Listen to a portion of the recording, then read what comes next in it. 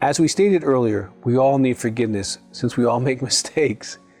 Here is something I learned shortly after getting saved at about 19 years old, and then later heard the same principle in Alcoholics Anonymous when I was working on my job as a mental health worker with addictions.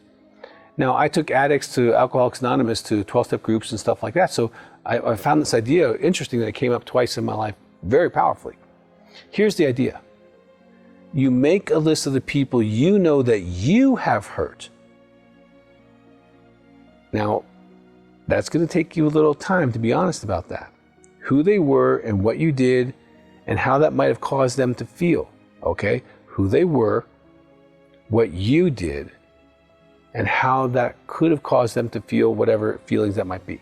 For example, Bob was a store manager. You stole money. He felt betrayed and shocked because he trusted you to close the store. Number 2, when possible, you go back to each person on this list, except romantic relationships, especially if you're married.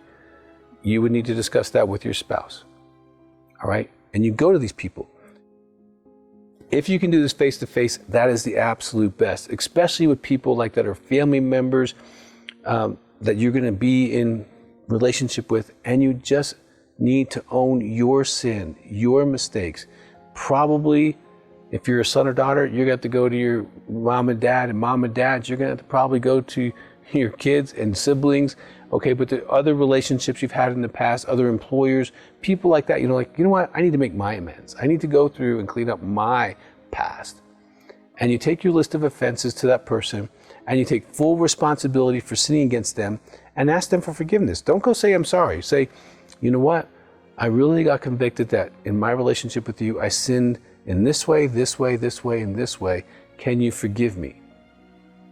Now, they may or may not forgive you. That's not the goal.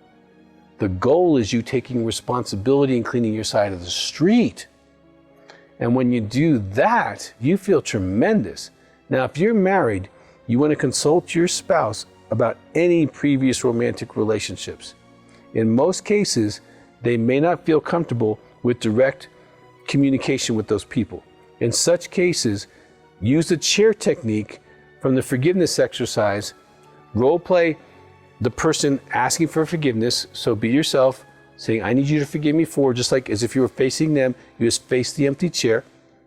And then you switch and let them respond. And they most likely will forgive you. And if they do, you come back to that first chair as you and you say, thank you. So follow that same pattern. Be yourself, talking to them in the chair, then role play them, responding to you. If they forgive you, come back into the first chair and say thank you.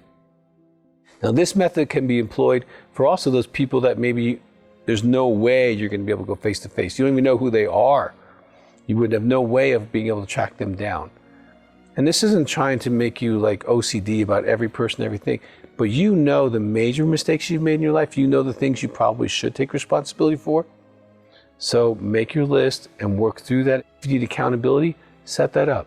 This will eliminate any shame from your past, but it's uncomfortable going through it. I did it, and millions of others have done it. In 12-step groups and other Christian teachings, I've heard this again and again. We should own our own stuff. This helps you to hold your head up and not look down, even with those people you hurt, because you've taken responsibility. And be brave, and I would encourage you to do this after you do your anger work and your chair work, and don't do that before. Clean that stuff up, and then clean your stuff up so that your side of the street is totally clean.